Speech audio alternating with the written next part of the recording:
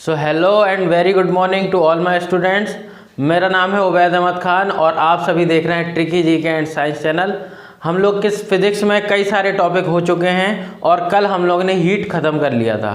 तो आज जो हम लोग नया टॉपिक पढ़ेंगे वो है लाइट, प्रकाश। तो चलिए स्टार्ट करते हैं।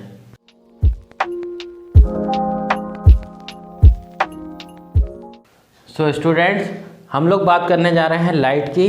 तो देखिए, लाइट भी क्या है, एक एनर्जी का रूप है, ठीक है ना। और इसका सिद्धांत कोई देने का मतलब इसका सिद्धांत किसी ने दिया नहीं है, बल्कि हमारी आंखों से ही हमें पता चलता है कि लाइट क्या है, एक फॉर्म ऑफ एनर्जी है और इसको हम एंगस्ट्रॉम में मापते हैं। तो आज की जो क्लास रहेगी उसमें मैं इंपॉर्टेंट पॉइंट्स आपको बताता जाऊंगा, तो जिससे आपको डायरेक्टली ये पॉइंट्स एग्जाम्पल आपको अपने एग्ज़ाम में देखने को मिल सकते हैं।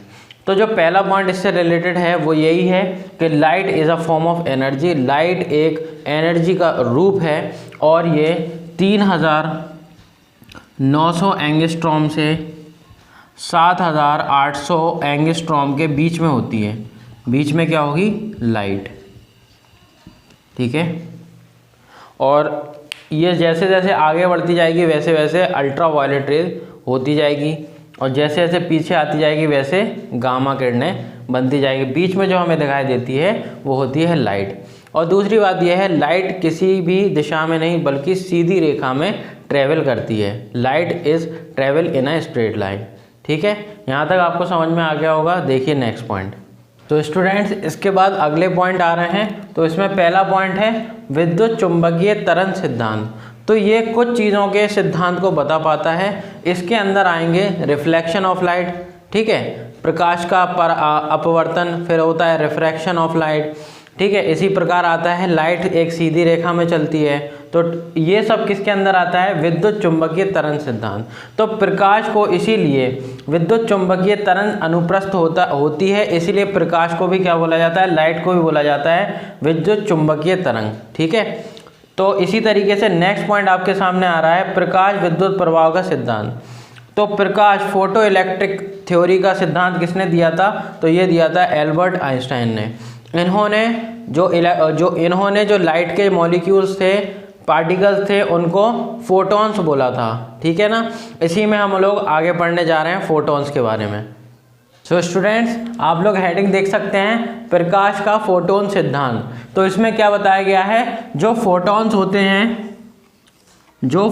होते हैं वो प्रकाश को किस तरीके से ले जाते हैं? एक बंडल्स के रूप में, जो पैकेट के फॉर्म में होते हैं।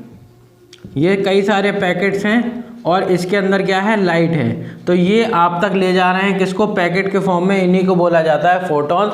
यही प्रकाश का फोटोन सिद्धांत कहलाता है। मतलब जो लाइट होती है वो पैकेट्स के रूप में आप तक पहुंचती है। पर ऐसा नहीं है, इसका दूसरा सिद्धांत भी है जिसको बोलते हैं प्रकाश का दोहरी प्रवृत्ति। इसमें क्या होता है कि एक तो पता है आपको कि फोटॉन्स पैकेट के रूप में चल रहे हैं, मतलब मॉलिक्यूल्स हैं। दूसरा इसमें बताता है कि तरंग के रूप में चलते हैं, वेव्स के फॉर्म में लाइट चलती है, चाहे वो सीधी रेखा में ही क्यों ना चले।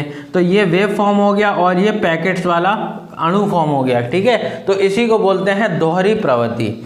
नेक्स्ट पॉइंट इसी के साथ आता है हमारा, प्रकाश के वेग की गणना सबसे पहले रोमर ने की थी। तो रोमर एक साइंटिस्ट थे, इन्होंने प्रकाश की स्पीड को सबसे पहले बताया था। तो काफ़ी इंपॉर्टेंट हो जाता है ये।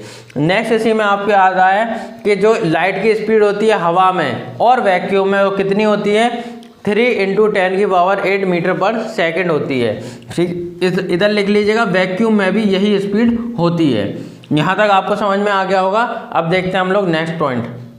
सो स्टूडेंट्स, नेक्स्ट पॉइंट आपके सामने आ चुका है रिफ्रैक्शन ऑफ लाइट, ठीक है। तो इसमें क्या होता है, आपने कई बार देखा होगा कि जैसे कि मान लीजिए पेट्रोलियम है, ठीक है, या आपके पास कोई वैसलीन है, वैसलीन देखिए आपने, तो उसमें से क्या होता है, लाइट दिखती तो है हमें पास होती हुई, पर वो बहुत काफ़ी धुंधली होती है। पर पानी से अगर उसी लाइट को गुजारेंगे तो बिल्कुल क्लियरिटी से गुजरेगी। पर हर किसी पदार्थ में थोड़ा बहुत तो रिफ्रैक्शन होता ही है। रिफ्रैक्शन का मतलब लाइट की स्पीड कम हो जाना, पदार्थ में क्या हो जाना? लाइट की स्पीड को कम हो जाना। तो इसी को हम म्यू से डिनोट करते हैं। जो लाइट की स्पीड होती है वो मॉलिक्यूल्स की, वो किसी पदार्थ में क्या होती है, उसको म्यू से डिनोट करा जाता है। तो इसका फार्मूला होता है U बराबर, इसका फार्मूला है U बराबर C/μ। तो इसमें सी क्या है, सी है स्पीड ऑफ लाइट, लाइट की गति किस में, वैक्यूम में, ठीक है। इसी तरीके से म्यू क्या है, लाइट की स्पीड किसी मटेरियल में, speed of light in a medium, ठीक है। तो इसको किससे बोलते हैं, यू से बोला जाता है। यही कहलाता है रिफ्रैक्शन ऑफ लाइट। यहाँ तक आपको समझ में आ गया होगा। देखिए अब next. So student, next point आ चुका है, सन से जो अर्थ तक लाइट आती है उसकी स्पीड, और जो मून से अर्थ तक लाइट आती है उसकी स्पीड। तो आप लोग देख सकते हैं, जैसे कि मान लीजिए ये सन है और ये अर्थ है, और यहाँ पर क्या है, मून है। तो आप देख सकते हैं कौन ज़्यादा दूर है, तो आपको साफ दिख रहा है कि सन अर्थ से काफ़ी दूर है। इसलिए इस जो लाइट हमारी अर्थ तक आती है वो काफ़ी टाइम लगता है, उसको 8 मिनट और 16 सेकंड्स लग जाते हैं। पर मून हमारी अर्थ से काफ़ी पास है, तो यहाँ से जो हमें रात में मून दिखाई देता है तो वो कितनी देर में लाइट पहुँच जाती है, 2.8 सेकंड्स में। ये इसमें टाइम बताया गया है। तो अगर एग्ज़ाम में पूछे कि जो लाइट ऑफ स्पीड है सन से अर्थ तक आने में कितना समय लेती है, तो 8 मिनट 16.6 सेकेंड, और मून से 1.28। और नेक्स्ट जो हम लोग क्लास में पढ़ेंगे वो पढ़ेंगे ट्रांसपेरेंट ऑब्जेक्ट, ओपेक ऑब्जेक्ट, ठीक है, ट्रांसल्यूसेंट ऑब्जेक्ट, ठीक है।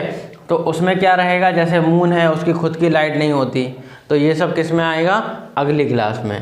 वो वाली क्लास भी बहुत बढ़िया रहेगी। तो हमारे साथ नेक्स्ट क्लास के लिए बने रहिए और देखते रहिए tricky GK and science. Thank you.